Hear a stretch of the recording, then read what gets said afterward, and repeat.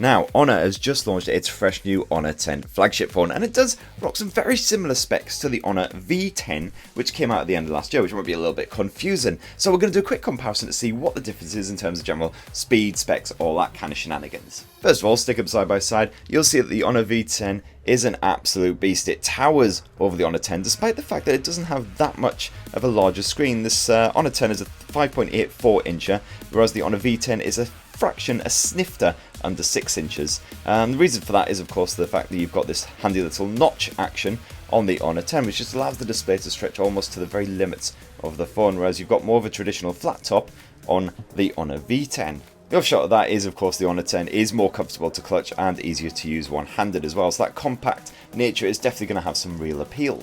Flip them over and you'll see there's a clear difference in design around the back as well. You've got an all glass finish on the Honor 10, very fashionable in 2018, whereas the Honor V10 rocks a more standard 2017 metal finish instead. It's an all aluminium casing. Thankfully, the Honor V10 has proved pretty rugged over time. We've bashed this bad boy about, given it lots of punishment, and it's still a nice fresh finish, as you can see there. The Honor 10 has also proven quite rugged so far, touch wood.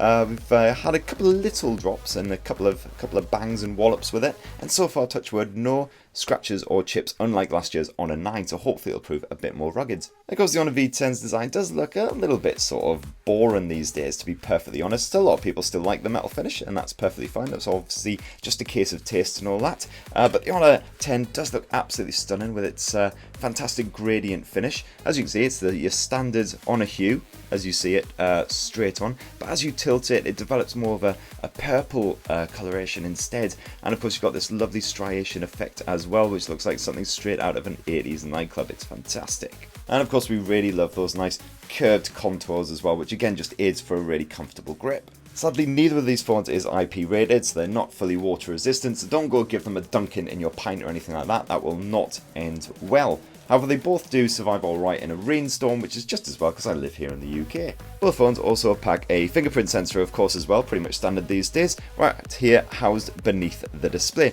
And in both cases, it's pretty nippy as well. Just a quick tap, and you're basically straight into your desktops. You occasionally get a bit of a pause on the Honor 10. The reason for that is because the sensor is actually built into the glass, which means that it's better if your digits are a little bit wet. It'll still, more often than not, accurately read them. You don't get that, unfortunately, on the Honor V10. It's more of a standard button design. As mentioned before, the Honor V10 does have a slightly bigger display. It's 5.99 inches compared with a 5.84 inch Honor 10, but they're both IPS screens. They both rock a stretched aspect ratio. It's slightly more stretched in the case of the Honor 10, so 19:9 as opposed to an 18:9 here on the Honor V10. They both rock a full HD plus resolution, so your images are nice and crisp. You'll have to get your head right up there to try and even begin to notice any individual pixels, and even then you will struggle unless you have the eyes of a hawk. Both cases great for your likes of your Netflix and everything as well, because very little letterboxing when you're watching flicks. Dive into the display settings as well. There's some configuration that you can do in there. For instance, they both come with vivid mode activated by default, but you can knock that down to normal if you want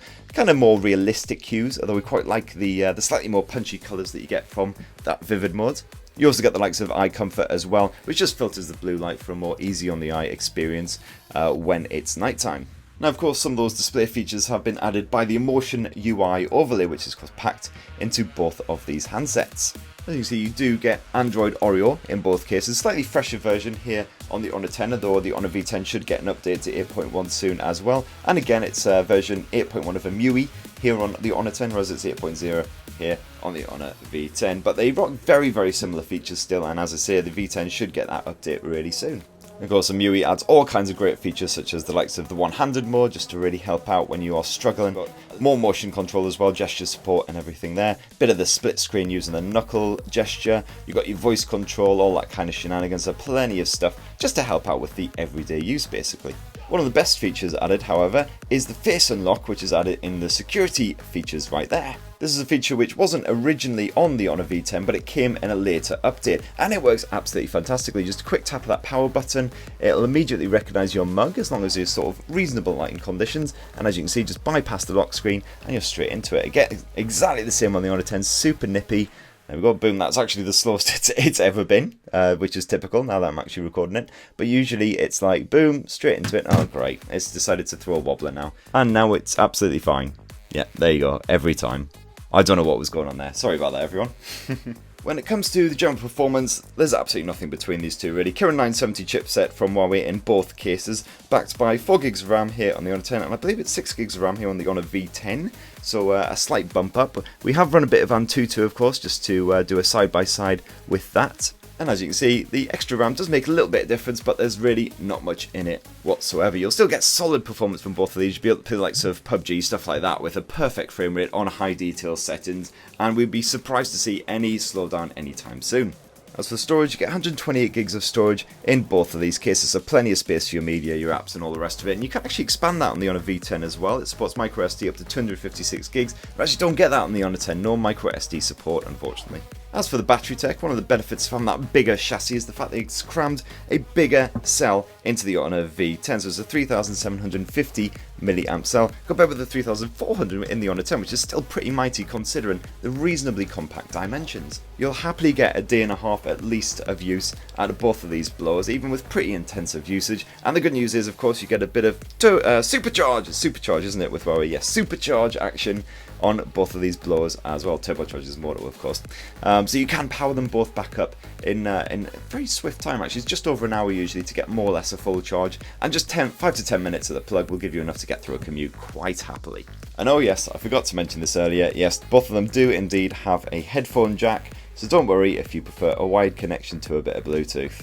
So what about that camera tech? Well, in both cases, of course, you do get a dual lens snapper, which is basically the norm these days. In the case of the Honor 10, it's a 16 megapixel RGB lens backed by a 24 monochrome secondary lens, f1.8 in both cases. It's very similar on the Honor V10. It's a 16 megapixel primary lens again, this time backed by a 20 megapixel secondary lens, again f1.8. Of course, around the front there is a difference. You get a 24 megapixel f2.0 lens on the Honor 10, whereas that's dropped down to a 13 megapixel for the Honor V10. But in terms of the general camera app experience and everything, there's not really that much in it. As you can see, the Honor V10, certainly in our case, still rocks the older style of apps, so a quick swipe will get you to all of your camera features, whereas you just tap them more or swipe to them more in the case of the Honor 10. As you can see, you've got bugger tons of stuff in there, absolutely loads. Most of these we tend not to really bother using, to be honest. The best stuff is the Pro mode, which is always good. That basically just gives you full manual controls of your photos, which is great if you want to just fiddle around with the white balance a little bit, get a very specific kind of shot, get a funky night shot by changing the shutter speed, things like that. And both these phones also sport slow motion, time-lapse, all that kind of stuff as well. So all of your standard stuff that you would expect. You do, of course, get a portrait mode in both cases as well. Quick tap down there on the Honor 10, otherwise you can tap here for the Honor V10, and it's a really solid effect in both cases. It's basically the same feature, just gets locks onto your subject, keeps it nice and crisp, and gives a nice blurry bokeh style background effect. In both cases, certainly seems pretty effective. If you knock that portrait mode off, you also get the moving pictures feature, which basically just shoots a small video snippet every time you capture a photo, and that just brings your photo gallery to life. And of course, you can shoot video on both of these blowers as well. In both cases, you can shoot up to Ultra HD 4K, of course, as standard, and you've also got an option of 60 frames per second on the Full HD as well, for some nice ultra realistic finish. And that, in a nutshell, is the Honor 10 versus the Honor V10. As you can see, not a massive difference between them, apart from when it comes to that design. Apart from that, they're both rocking IPS screens, more or less the same size. They've both got solid performance, great battery life and everything as well. So the Honor 10, definitely the more appealing prospect. It's more or less the same price these days, $399. Whereas the Honor V10 was $449 when it launched, but you can get it a little bit cheaper these days. But that more compact nature and the sexier design definitely gives it our thumbs up. So which one would you prefer? And if you've got the Honor V10, are you tempted to grab the Honor 10 purely because of the funky new design? Let us know in the comments below, and don't forget to give us a subscribe for more comparisons and deep feature dives on the latest and greatest handsets. Thanks for watching, everyone.